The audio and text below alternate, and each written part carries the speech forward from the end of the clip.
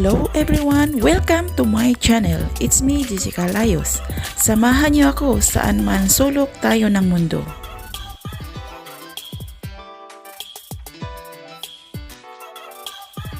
Ngayon, gagawa tayo ng binuyok na biko. Ito po ay iba sa nilatik na biko pagkagawa. So ngayon, ipakita ko po sa inyo paano gagawin ang binuyok na biko. Grated coconut, lagyan ng 6 na basong tubig.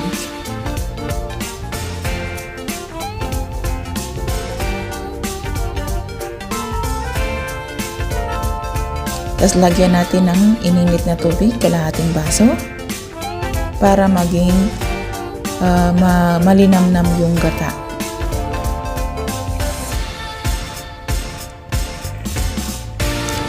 Salain po natin. Unti-unti lang po natin sasalain. Maliit po kasi yung aking salaan. So ngayon, simulan po natin ang pagpakulo. Lagyan po natin ng 1 kutsaritang asin.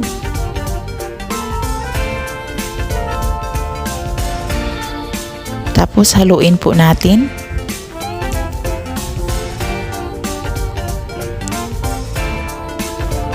Lagyan po natin ng asukal. 2 basong asukal. At ngayon maghugas po tayo habang nagpapakulo po tayo, ay hugasan po natin yung bigas na 2 basong bigas. Hugasan po natin ng maigi hanggang sa maging malinaw yung tubig.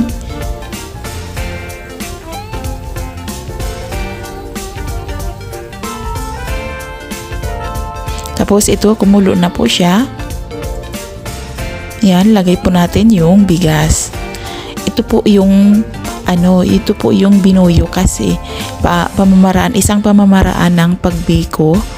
Kaya tinawag ko po siyang binuyok na biko kasi hindi po muna nilagay mo yung bigas, hindi po luto. Hilaw po yung bigas. Hinugasan mo lang, pagkatapos hinalo mo doon sa kumukulong gata na may asukal. So ayan, takpan po natin. Ayan, ito na po. Haluin po natin para yung bigas sa ilalim ay hindi masusunog. Kasi malagkit ito, madaling masunog, pero hilaw pa po ang bigas. Ayan, haluin lang po natin.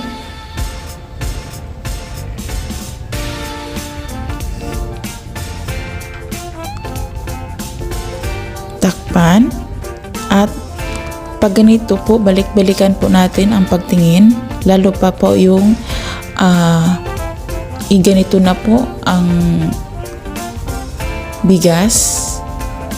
Paunti ng pagpunti na po. Guys, sa ganito guys, yung bigas po ay hilaw po talaga siya. Hindi po siya natin sinaing bago ihalo dito sa gata. So ayan. Pero unti-unti po siya. Pati yung gata sasabay sa bigas. Ngayon, buksan po natin. Ayan, ito. Tingnan niyo po guys. Ayan. Unti-unti po siya nag-sticky, pero ang bigas po nito ay hindi pa po luto. Ayan. Parang ano pa po ang bigas nito, half cook. Ayan. Sa ganitong guys, maya-maya po ang paghahalo po natin. Huwag po nating pabayaan kasi yung gata ay nag-i-sticky na po doon sa bigas na ating pinaghahalo.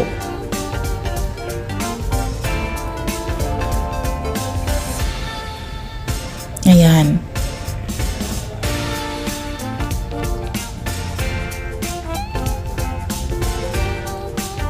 Mas okay ito siya kaysa yung nilagaan ni sinaing na bigas pagkatapos ginawang latik yung gata, mas mas makakatipid po tayo dito sa oras, at saka yung sa gas natin makakatipid tayo kasi isahan lang ang pagluluto. Although nga kailangan mong i-monitor yung paghahalo para hindi masusunog ang ilalim, at kailangan pantay yung sa pagluluto kasi ang bigas nito pag maging hilaw pag hindi ayusin sa pagluto.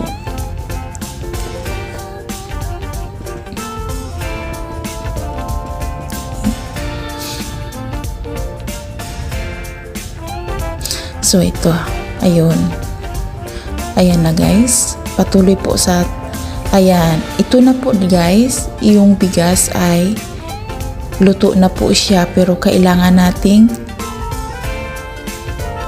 talagang totally na talaga yung bigas at saka yung gata na mag-i-sticky talaga, sobrang luto talaga siya para yung lasa maging malilamnam.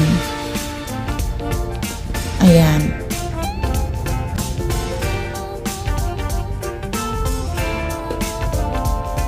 Tingnan mo mamaya guys, ito po. Haluin ko po. Ayan, tingnan mo. Oh. Unti-unti pong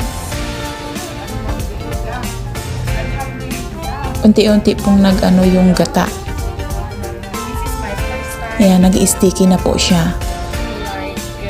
Pero need pa ng oras natin. Hindi pa po ito tapos. More time pa. Bigas sa pinakulong gata. Ayan, ganito na siya guys. Tingnan mo, lumalabas na yung tutong. Ayan, ganito na siya. Luto na to siya guys. Yung texture niya parang nag-oil na siya ng kusa. Pero hindi amoy langis guys. Ito ang kakaibahan doon sa latik na biko. Ayan.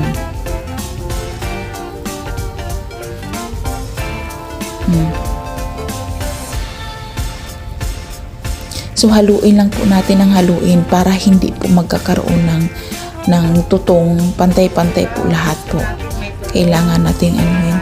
Although may tutong po siya, may matutong po, pero hindi po siya talagang makakasunog. Ano po yung tutong niya dito ay crunchy po siya, masarap po siya na pagkakatutong.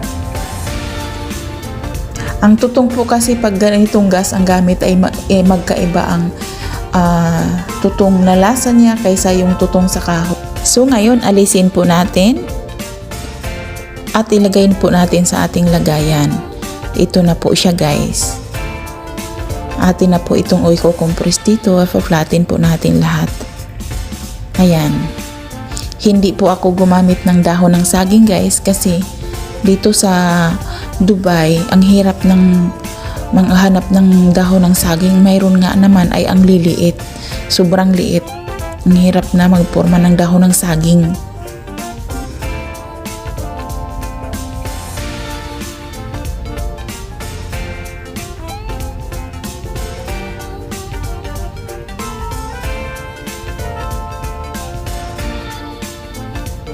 So ayan, kailangan nating ipa-flat talaga lahat, pantay-pantay. Ayun. Ayan.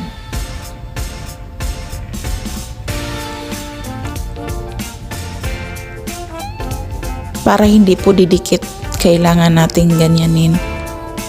Parang kasi mainit pa siya. Ayun.